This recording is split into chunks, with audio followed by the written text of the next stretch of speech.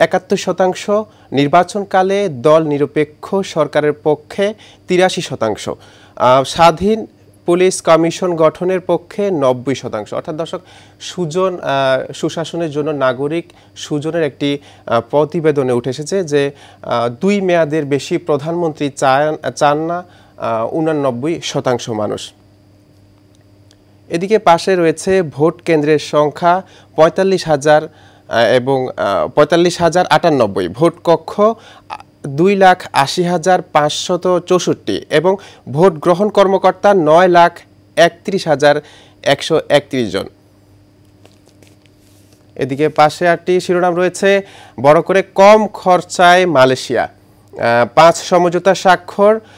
Bangladeshi শ্রমিকরাও Malaysia শ্রমিকদের মতো একই সামাজিক সুরক্ষা সুবিধা পাবে। অভিযোগ দায়ের করা যাবে বাংলা ভাষায়।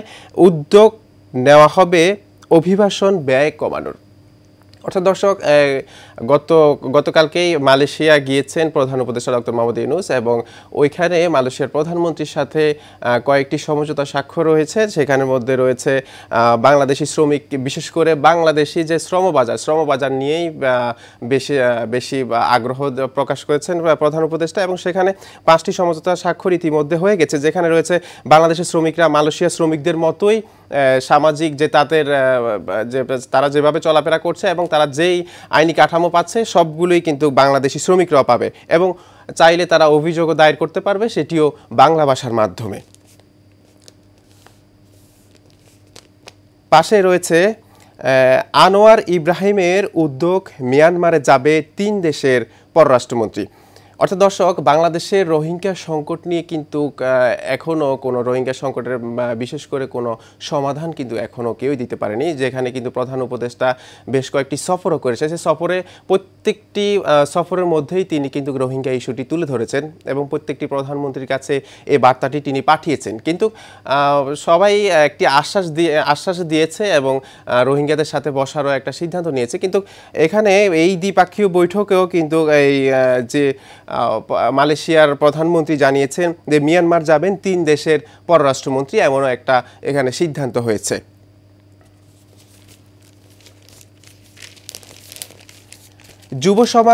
যুব সমাবেশে তারেক রহমান বললেন, ভোট দিলে ধানের শীষে গড়ব মিলেমিশে। এমনটি জানিয়েছেন বিএনপির ভারপ্রাপ্ত চেয়ারম্যান তারেক রহমান। পাশে রয়েছে কোচিং না করলে মিসরা আদায় করে না, কোচিং না করলে মিসরা আদর করে না, এমনটি এখানে একটা প্রতিবেদন উঠে এসেছে, যেখানে মাইলস্টোন ট্র্যাজেডি সিসি ক্যামেরার ফুটেজ দেখানো, কোচিং বন্ধ সহ 9 দাবি অভিভাবকদের। অর্থাৎ দর্শক, গত কিছুদিন আগেই মাইলস্টোন ট্র্যাজেডি বাংলাদেশের একটি বিশাল একটি ট্র্যাজেডি গিয়েছে, যেখানে একটি বিমান বিধ্বস্ত হয়েছে। বিমান বিধ্বস্তের ঘটনায় প্রায় 40 জনেরও বেশি শিশু নিহত হয়েছে এবং কি এখনও জাতীয় বার্ন ইউনিটে অনেক আহত শিশু রয়েছে। তো এরই মধ্যেই কিন্তু মাইলস্টোন স্কুল আবারও পুনরায় খুলেছে এবং তাদের পাঠদান কার্যক্রম শুরু করেছে। কিন্তু অভিভাবকদের দাবি হচ্ছে যে ওই দিন আসলে কি ঘটনা হয়েছে সেটির সিসিটিভি ফুটেজ কেন এখনও প্রকাশ করছে না মাইলস্টোন কলেজ। তার দাবিতে কিন্তু একটি মানববন্ধন করার সিদ্ধান্ত নিয়েছে এই অভিভাবকেরা। এখানে পাশে রয়েছে ফিলিস্তিনপন্থী স্বাস্থ্যকর্মীদের কণ্ঠরোধের চেষ্টা। পাশেই 8টি শিরোনাম উঠেছে, যেখানে এনসিপির আহ্বায়ক নাহিদ ইসলাম বলেন, জুলাই সনদে 1 বিন্দু পরিমাণও ছাড় দেবে না। জাতীয় নাগরিক পার্টি এনসিপি আহ্বায়ক নাহিদ ইসলাম বলেন, গত 1 বছর ছাড় দিয়েছি, ছাড় দিতে দিতে আমরা শেষ পর্যন্ত এসে গেছি, কিন্তু জুলাই সনদে যেন কোনো গড়িমসি না হয় সেই ব্যাপারে কঠোর থাকবে বৈষম্য বিরোধী ছাত্র আন্দোলন এবং এনসিপি, এমনটি কিন্তু এখানে শিরোনামে উঠে এসেছে। পাশে রয়েছে ইসিতে অডিট রিপোর্ট, বিএনপির চেয়ে জামায়াতের আয় দ্বিগুণ, ব্যয় 5 গুণ। এদিকে রয়েছে খাতুনগঞ্জে পাইকারি বাজার মজুদ থাকলেও দাম বাড়ছে পেঁয়াজের। অর্থাৎ দর্শক, গত কিছুদিন ধরেই আমরা দেখতে পেয়েছি যে পেঁয়াজের আবার ঝাঁজ বেড়েছে। পেঁয়াজের প্রতি কেজি 20 থেকে 25 টাকা ইতিমধ্যে বেড়ে গিয়েছে। তবে এই ব্যাপারেই আমরা গতকালকে দেখতে পেয়েছি যে বাণিজ্য উপদেষ্টা একটি বৈঠক করেছেন এবং বৈঠকের পর সাংবাদিকদের সামনে ব্রিফিং করেছেন। ব্রিফিংয়ে তিনি বললেন যে পেঁয়াজের দাম কমিয়ে আনতে সব দেশের সাথেই উন্মুক্ত আমদানির একটা সিদ্ধান্ত কিন্তু কালকের বৈঠকে উঠে এসেছে। তিনি বলেছেন যে শীঘ্রই হয়তো দাম নিয়ন্ত্রণে চলে আসবে। এদিকে রয়েছে চ্যালেঞ্জ জানাতে চায় ইসলামী জোট। জাতীয় সংসদ নির্বাচনকে সামনে রেখে খুলনা 6 আসনে কিন্তু ইতিমধ্যেই ইসলামী জোটগুলো প্রার্থীটা দিয়েছে, তারই একটি শিরোনাম এখানে প্রকাশ পেয়েছে, যেখানে কয়েকটি চিত্র উঠে এসেছে, যেখানে রয়েছে কয়েকজন প্রার্থীর ছবি দেওয়া আছে। বিভিন্ন আসন থেকে তারা একই আসন থেকেই কয়েকজন প্রার্থী লড়বেন এমনটি কিন্তু এখানে রয়েছে। দর্শক, এ ছিল দৈনিক সময়ের আলো পত্রিকার আজকের প্রধান শিরোনামগুলো। দর্শক, বৈরী আবহাওয়ার কারণে আমাদের হাতে সবগুলো পত্রিকা এখনও এসে পৌঁছায়নি, সেজন্য দুঃখিত। সেজন্য আমি আপনাদেরকে পেপারের মাধ্যমেই পত্রিকার খবরগুলো পড়ে শোনানোর চেষ্টা করব।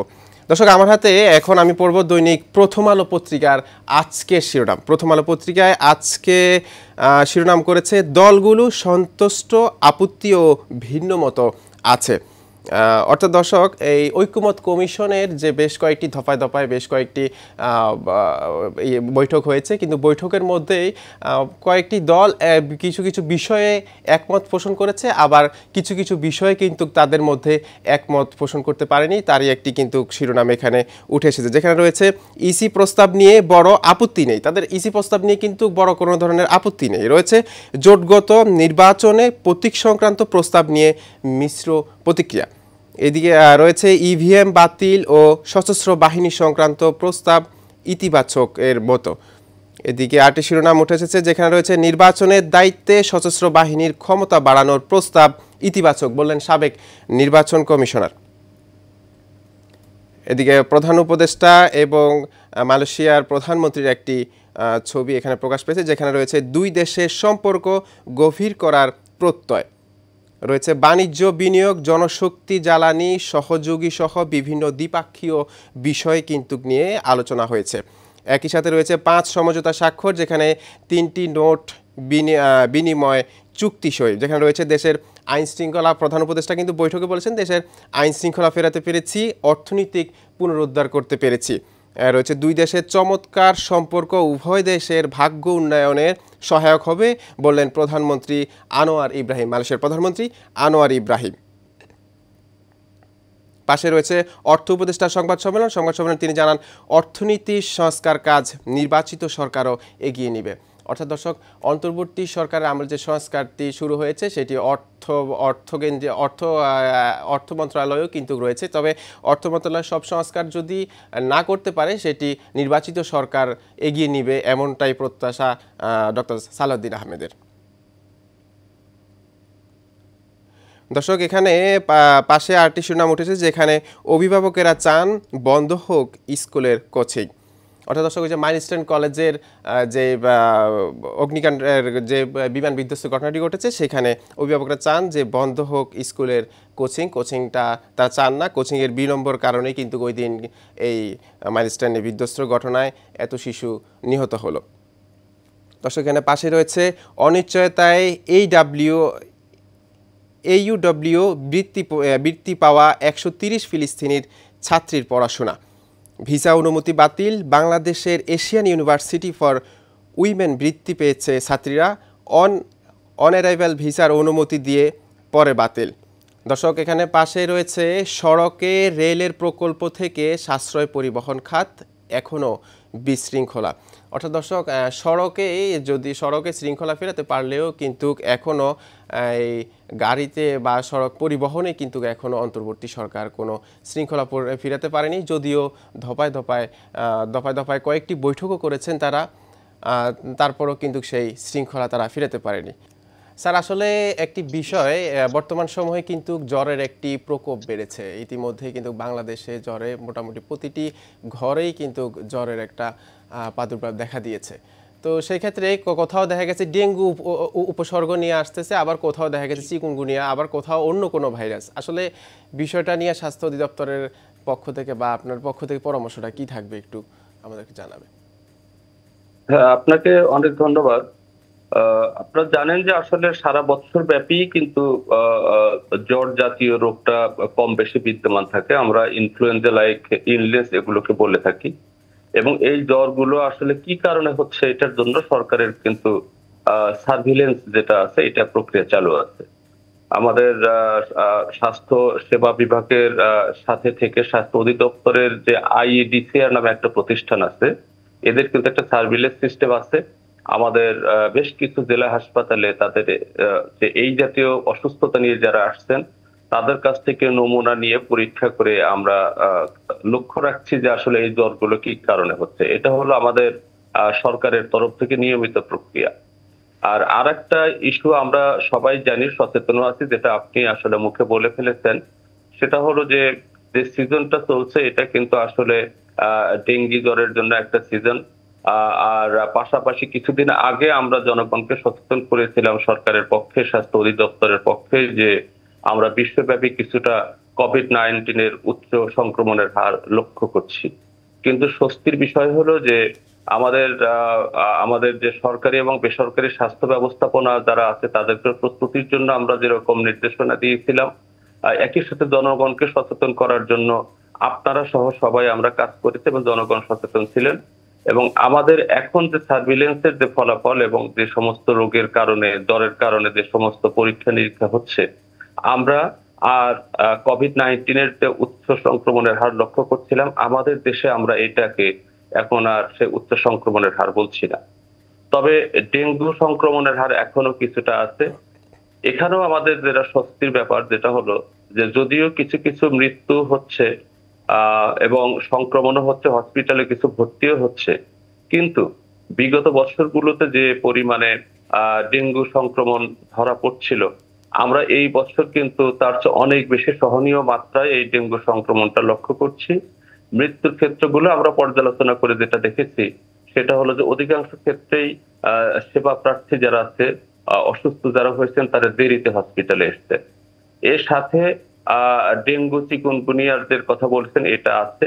স্যার আমাদের একটি যে বিষয়, ডেঙ্গু চিকুনগুনিয়া জিকা এগুলো আসলে ভাইরাস দিয়ে হয় এবং আপনারা এটা জানেন যে ভেক্টর আছে একটা, এডিস মসকিটো, এই মশার কারণে এটা হয়ে থাকে।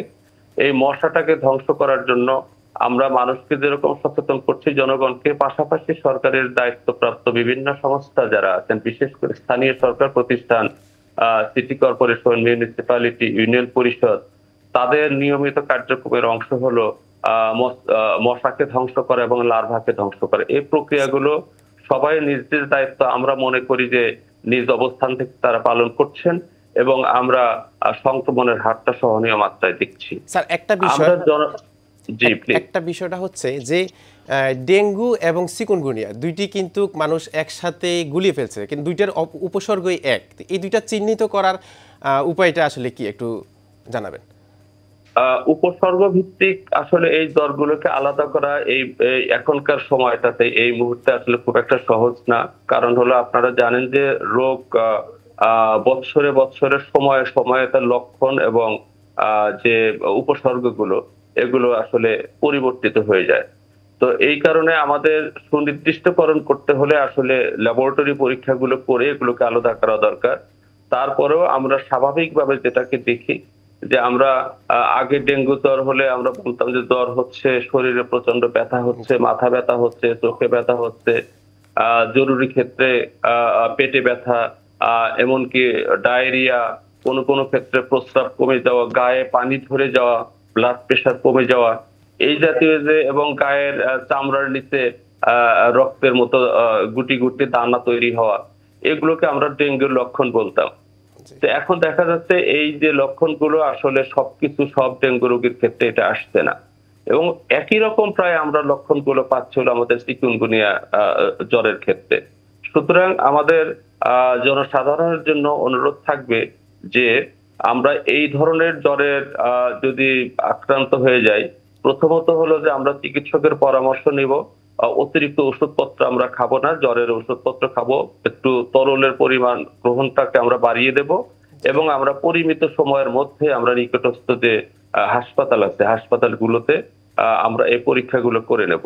তো আপনি এটাও জানেন যে সরকার কিন্তু আসলে জনগণের সুবিধার্থে এই যে কোভিড-19 এবং ডেঙ্গু এই রোগগুলোর পরীক্ষা করার জন্য ল্যাবরেটরি ফি যেগুলো আছে এগুলো কিন্তু নির্ধারণ করে দিয়েছে, যাতে করে মানুষ স্বস্তির সাথে পরীক্ষাগুলো করতে পারে। জি স্যার, ধন্যবাদ আপনাকে অসংখ্য আমাদের সাথে থাকার জন্য এবং এই পরামর্শ দেওয়ার জন্য।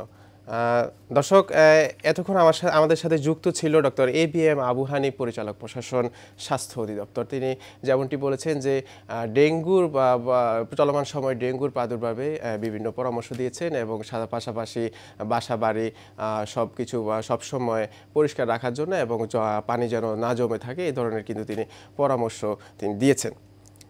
দর্শক, একই সাথে শেষ করব এশিয়ান সংবাদ বিশ্লেষণ। আজকে এ পর্যন্তই। আগামীকালও ঠিক আবার একই সময়ে দেখা হবে। ততক্ষণ পর্যন্ত ভালো থাকুন, সুস্থ থাকুন, এশিয়ান টেলিভিশনের সাথে থাকুন। আল্লাহ হাফেজ।